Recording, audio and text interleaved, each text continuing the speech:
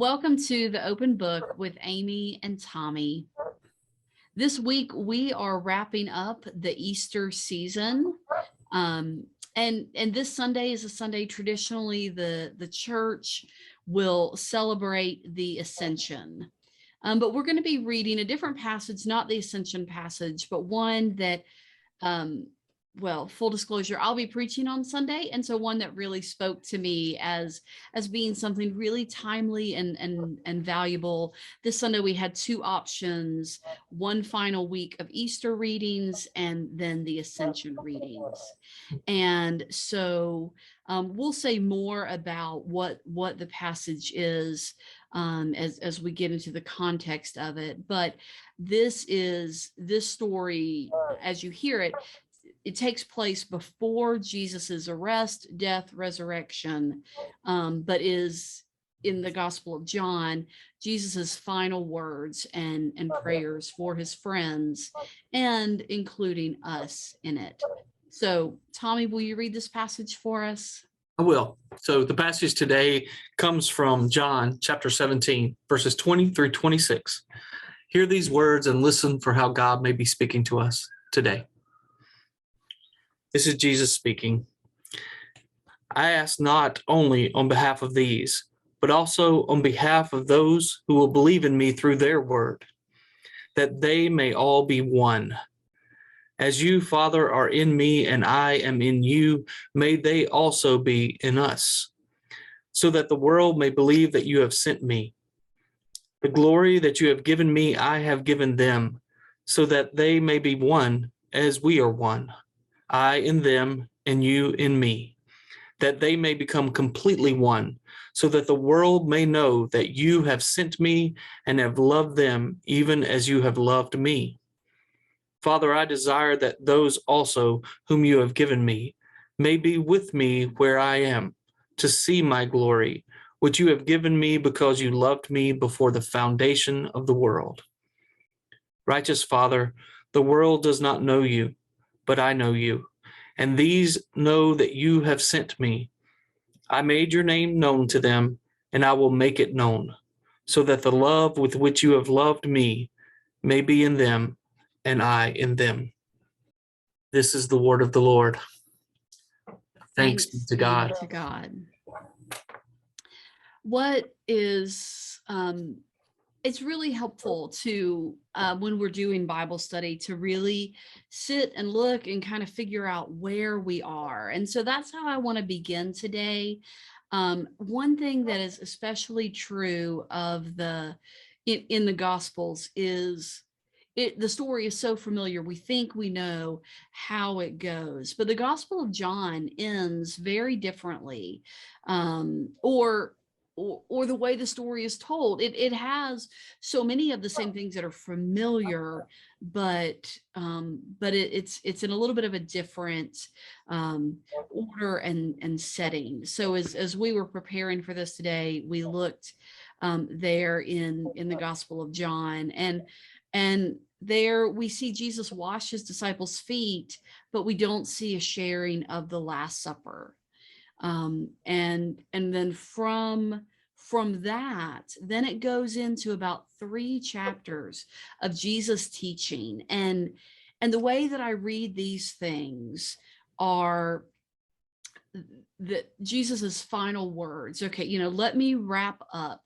It's kind of like when you send your kid to college and it's like, okay, this is a big turning point. Everything changes. So I want to sit down and tell you everything I want you to know and remember from this precious time we've had together, because from here on out, it's different. Jesus knew things were about to change. And so the Gospel of John gives us this, Matthew begins with a long Sermon on the Mount that has a lot of Jesus's teaching and what he wants his followers to know. John in Jesus's life is ending with that before. And at the end of these chapters of Jesus teaching and talking to the disciples, and I'm going to look and this is the part where I give you a new commandment, that you love one another, just as I have loved you. By this everyone will know that you are my disciples, that you have love for one another. This is in that the passage, I am the way, the truth, and the life. No one comes to the Father except through me. This is in these teachings. The familiar passage we read often at funerals: peace I leave with you, my peace I give to you. I do not give you as the world gives. Do not let your hearts be troubled. Do not let them be afraid. Jesus as the true vine, he prepares them for what is to come, that things will be hard, but also that the Spirit will come. So there is really rich teaching in these passages. And then he ends that by praying for his disciples.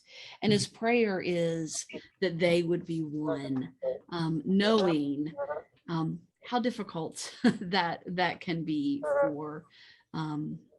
for us. So that's kind of some context. So this prayer is one that happens before his death. Immediately after this, he goes out to the garden. And in the other gospels, we see him go to the garden to pray, and we see to take this cup from me, but it's not as lengthy of a prayer. This prayer we get, we get a lot of words to it, and then they go to the garden where he is betrayed, and then it begins the crucifixion, resurrection, all happens immediately following this. So that's where we are in the story. So then where do you want to jump in on the prayer? Well, I love this long priestly prayer. I think one of the things that I find fascinating, first of all, is that Jesus prays for us. Yeah. And I think sometimes we have this idea of the prayer that Jesus taught us to pray, the Lord's Prayer. Mm-hmm. So we have experiences of Jesus teaching us to pray. Mm-hmm. We also have, as you mentioned, Jesus's prayers in the garden, which feel very heartfelt, probably often referring back even maybe to the language of the Psalms. Take this cup from me, and but those not my will, but yours. Those are so personal. We're seeing mm-hmm. Jesus modeling prayer. Right. This is his own prayer. And I think it's interesting how he's praying for the disciples. These are obviously people that he cares about and loves. Mm-hmm. And he's hoping for the best for them. And he's taught them all these times. Yeah. And then he knows that he's going to be gone in the future. And that's necessary in his mind, but it's also there's obviously concern. I pull back because one of my favorite John texts is in 16, and Jesus is saying to them, I still have many things to say to you, but you cannot bear them now. But when the Spirit of truth comes, he will guide you into all truth. For he doesn't speak on his own, but will speak whatever he hears and declare to you the things that are to come. Mm-hmm. So even in that prayer, there's a sense that even after Jesus has ascended to heaven, the Spirit of Christ comes and continues to teach us, mm-hmm. continues to pray on our behalf. We have that in Romans. Yeah. So that when we don't know how to pray, the Spirit prays for us. Mm-hmm. So I think that's a fascinating part. And I think it kind of gets to this oneness that Jesus is praying for. Well, and I also love in that passage and that you shared, and then this one in John 17, what I see and hear is Jesus knows.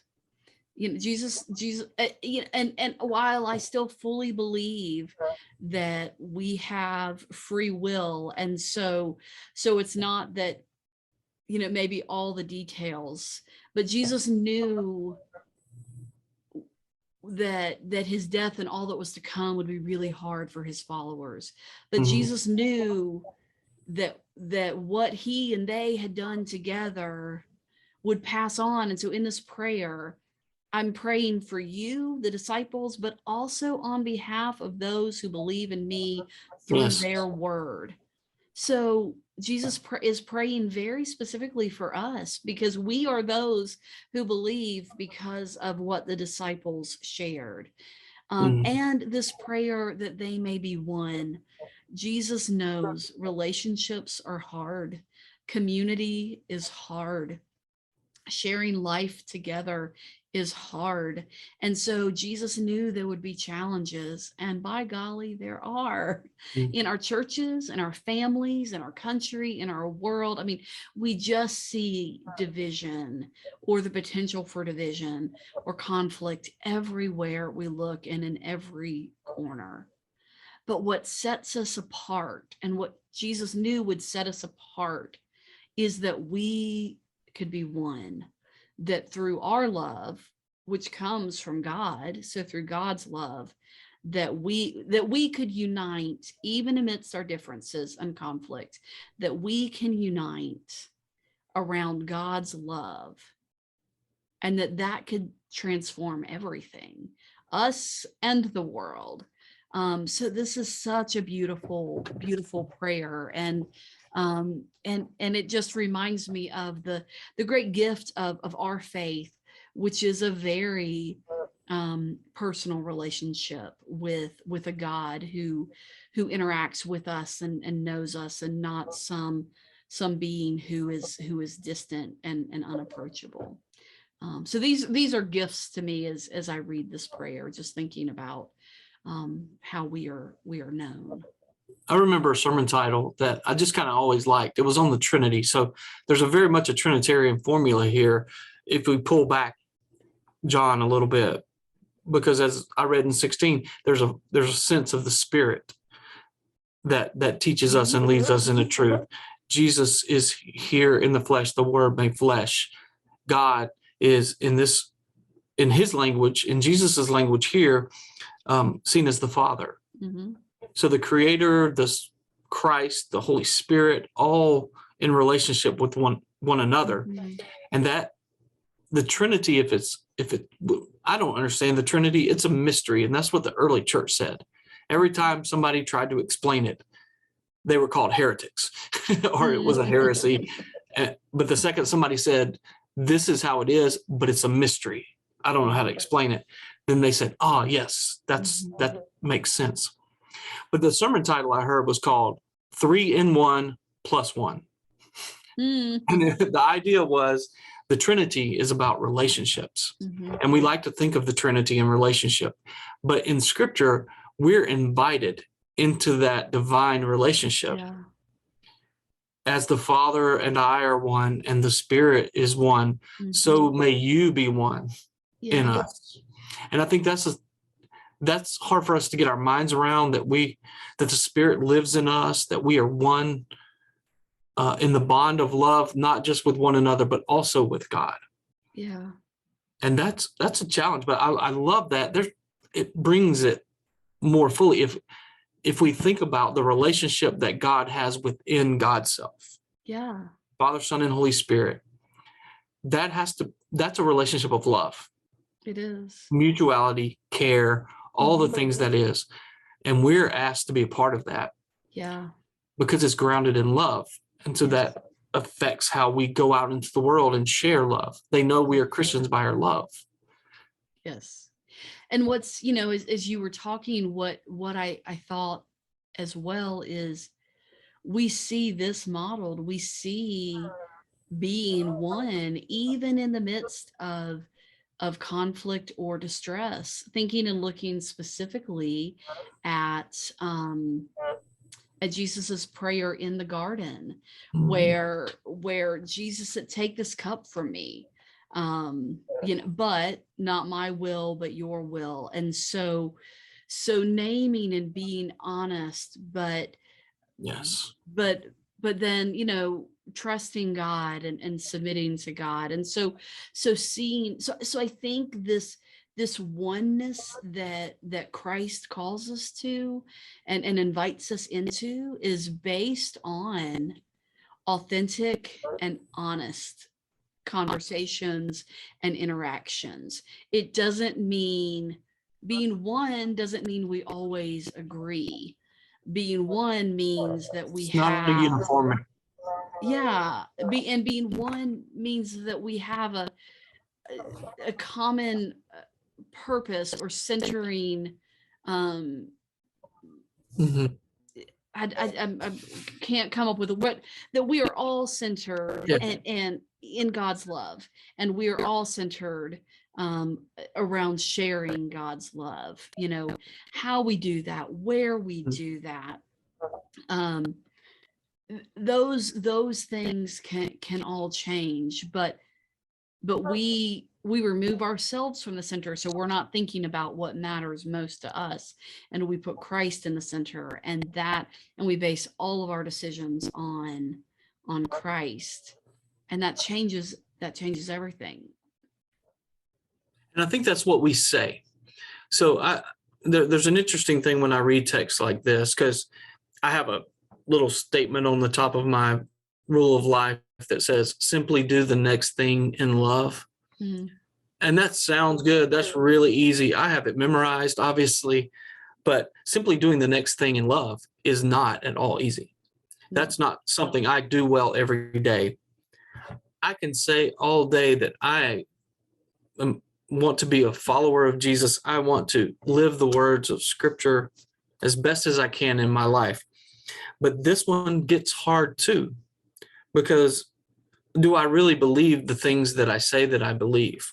Mm-hmm. That's the hard question I have for myself a lot, because here, when I read this text, is that the prayer for oneness is so that the world may know that you have sent me and love. Mm-hmm. And love them as you love me.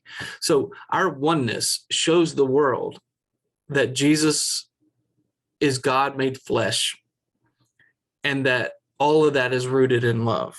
Mm-hmm. That we are one is how others know that we are let's see, well, I can't find that right now, is that we are sent by God, so that the love is flowing within us.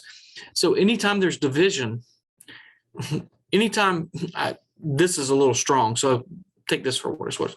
Anytime I just stay home and sit on my couch because I don't feel like doing anything, instead of being a part of the things of the faith community, then am I just going against this? I'm not saying that we don't need time for rest, so don't hear that. I'm just saying when we separate ourselves from community for whatever reason, then the witness to God's love is something that we're failing. Mm-hmm. Is that too strong? No, I don't think that's too strong. And I kind of want to dig in a little bit practically. Mm-hmm. I want to do some hard work of having some honest conversations around this. This week has been an important week and a hard week this season. I mean, even when I chose this passage that I'd be preaching on it this week, you know, it was before we did the campus master plan vote, and we had to have conversations about how we felt very differently about some things. Yes. It was after we went through a season of when, where, and how long do we have to wear masks, and we felt very differently about that.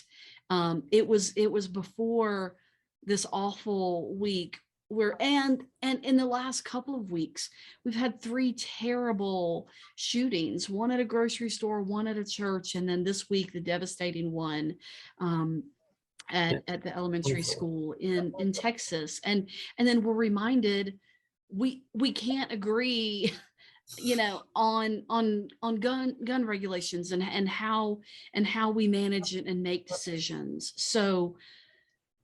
So I'm just bringing up some difficult things. Yes. Where we as citizens, as Christians, and these are in different areas and avenues of our lives that, and some overlap and some don't, but how do we make decisions that bear witness to what we believe, and how are we one when we feel so strongly about different things. So how do we Yes. do the work of trying to live into Jesus's prayer for us? Mhm. I don't have the answer, but I thought maybe we could spend a few minutes Let's talking talk about about it it. a little bit, though. Yeah, because I was thinking about some of these, uh, the things that we hold tightly onto. We can call them values. Maybe they are values. I think sometimes they're positions that we've just taken, and we don't know how to think them through all the way.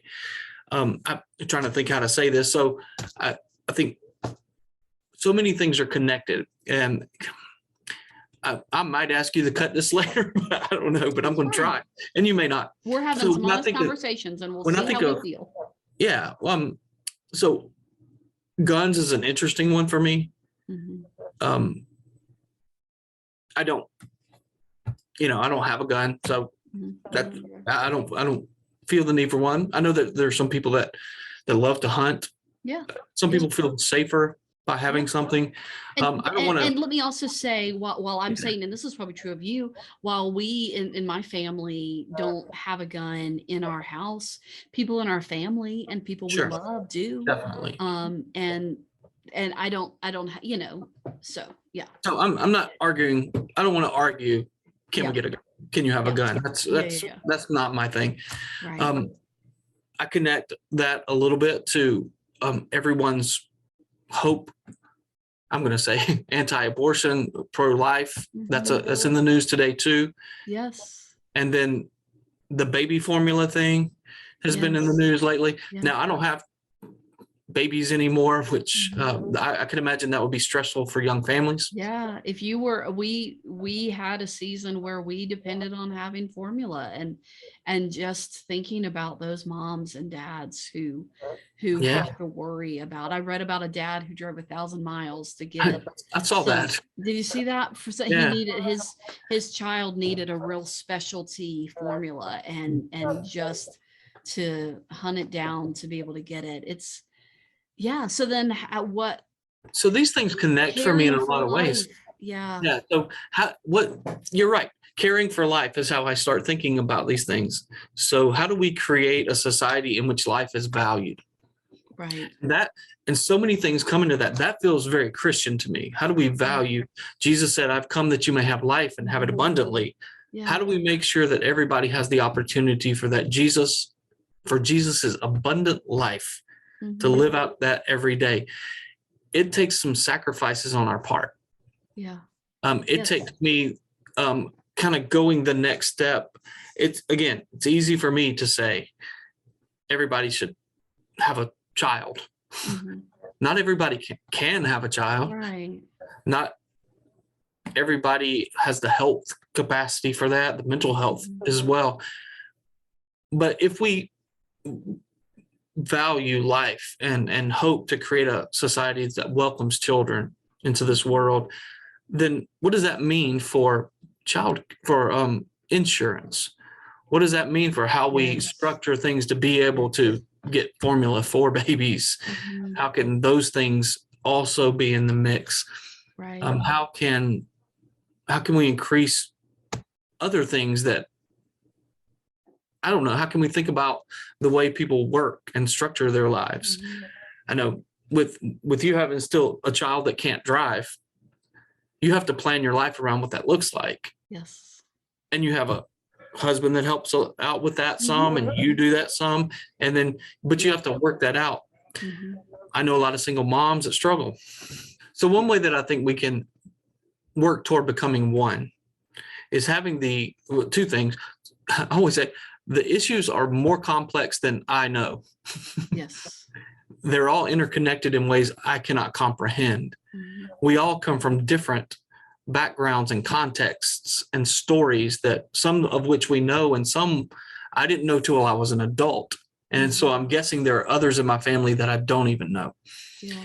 How can we listen to one another more fully to assume that people are trying to follow Jesus in the best way that they understand Right.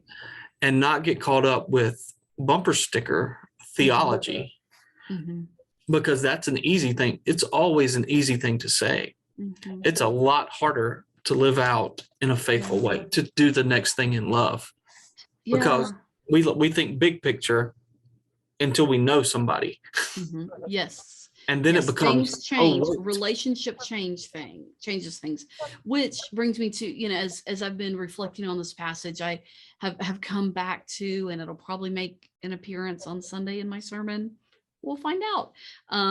But thinking back to Brene Brown's book that we read this fall about braving the wilderness, and one of the chapters that really has stuck with me is people are hard to hate close up. Yes. Lean in. And so listening. And just a few weeks ago, I was with children in Sunday morning Bible study, and we were talking about how God's love breaks down walls. And so we named things that divided people. And as we did, we got a brick, those cardboard bricks that you use in preschool classes. We pulled them into our elementary classes, and as we named things, we made a wall.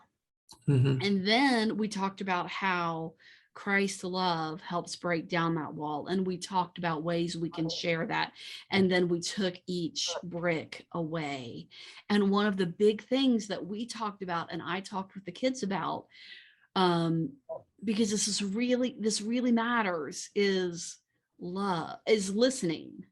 Listening is a great, and so learning and hearing somebody's story, and particularly if they believe or think something different, lean in and listen and learn from each other, because a lot of times when we do, we can discover some sort of common ground that we can work from, and we understand of them and they can understand of us.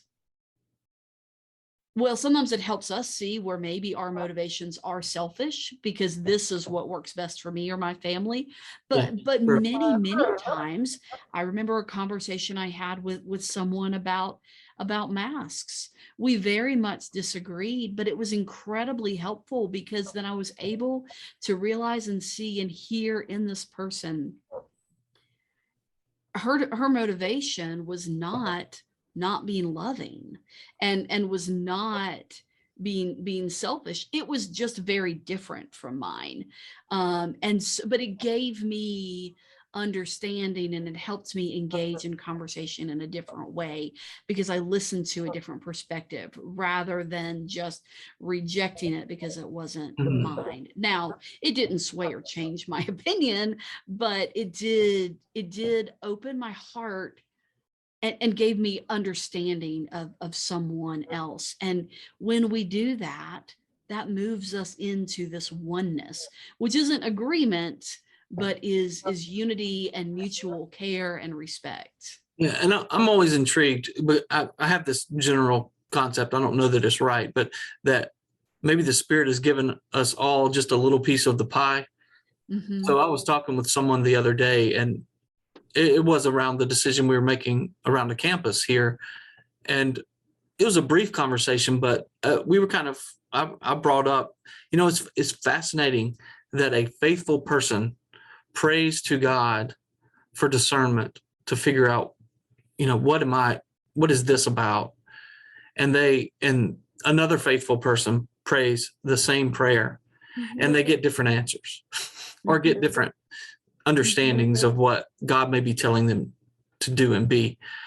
I don't think either of them may be wrong, just as you said. I think we just need to come together in community and have a loving, civil, heartfelt conversation. And maybe through that all, the Spirit, I always think the Spirit comes up with a third way. If we just sit and listen. I don't like this. Somebody else might say, that's not my favorite part either, but I like this. And that person says, yeah, that's pretty good. Is there, maybe we get together and we can say, so this oneness that's being prayed for, as you said, is not uniformity. I think maybe it's creativity. Yes. I think it's bringing the little piece that we have so that we can see a larger picture. Mhm. And if we can do that and not say, hey, Tommy's wrong, Amy's right, so I'm going to go to Amy's church, not Tommy's church, Right. then that just divides us even further. And I don't think, and it gives us, I think we lose that sense of the other's perspective on what it means to be a follower of Jesus. Chances are it's one we need to know. Mhm. Absolutely. And things that we haven't thought of yet, or maybe we have, but we haven't shared. Here is the thought process. Exactly. Here is why this is the way rather than this, and but also just widening our when we listen to each other again. And I talked about this last week, there is more wisdom in this body than in this body. When Yes. we collaborate and we all share our questions and ideas and concerns, then beautiful and wonderful things happen. And that also requires that I don't get my way, because we're making the decision on this body and not this body. And so that Mhm. means that sometimes I don't get my way at all. That means sometimes I have to give up some things. Sometimes I have to give up a lot of things. Sometimes you Um, just have to trust. and sometimes you have to trust. Mhm. I have been reflecting back as I've again been thinking about just all of this. In my very first church that I served in, at Azalea Baptist Church in Norfolk, Virginia, at the beginning of their business meetings, we had a litany that we Yeah. would read together. And in the litany, we would say this, and we had business meetings every month. So every month we as a church family would say this. And everybody read this. When I am with the minority, I will abide by the decision of the majority. When I am with the majority, I will observe the rights of the minority. I love my church and will prayerfully seek the leadership of God's Spirit in all deliberations and decisions. My action and conduct will be a testimony for Jesus. Yeah. And there is a famous story that was told time and time again. It would happen before I was there. There was a big magnolia tree out in front of the church, and it had gotten so big the roots were growing up and were buckling and causing problems for the sidewalk. So they had a big vote about cutting the tree down, and the patriarch of the church did not want the tree cut down, but the majority of the church did. And so they voted to do it. And the very next day, he was out with other volunteers from the church with his chainsaw to help cut the tree down, because that was the decision. And so that having this, so and I think about the testimony that is, and rather than competing and winning and losing, listening and working together, and so that our actions and conduct will always be a testimony for Jesus. I think Yes, that's that's it. a That's what great this thing. says. Hmm. If we're gonna share the love of God made known to us in Jesus with the world, we have to be loving. Yes. So So this is good work, but it is hard work. And yes. it is hard work. And so we don't have all the answers. We have this, and know that in what we've shared, there may be a sense where it is idealistic of, well, we just have to do this. We get that it's really hard, and it's a lot easier said than it is done. But I also believe, in my very being, that this is our calling and this is our work. This was Jesus's prayer for us. And one final thing that I want to share, that again you may hear on Sunday or today, depending on when you're listening to this, is another quote that has stuck with me. There's an artist, um, Brian Andreas, I think, and he did story people, and so he would draw pictures and have a quote, and one that has stuck with me says, anyone can slay a dragon, she told me, but try waking up every morning and loving the world all over again. That's what takes a real hero. Oh, And that's our calling, is yeah. to wake up every day and love the world, love God, bear witness to the work of Christ, and continue the work of Christ, so that others may believe in him, in Jesus, through what we say and through what we do. And so we can continue fulfilling this prayer. So simply do the next thing in love. Do the next thing in love. Thanks be to God. Thanks be to God. Lord, help us. Lord, help us. Yes. Yes. We often will end with peace be with you. This maybe is a better day to say, Our new one. Lord, help us. Yep. This is hard work, but we do it together. Yes. And we listen to you. You listen to us. We listen to each other. And we just continue showing up in love. So thank you for showing up today. And we'll see you again next week. Take care.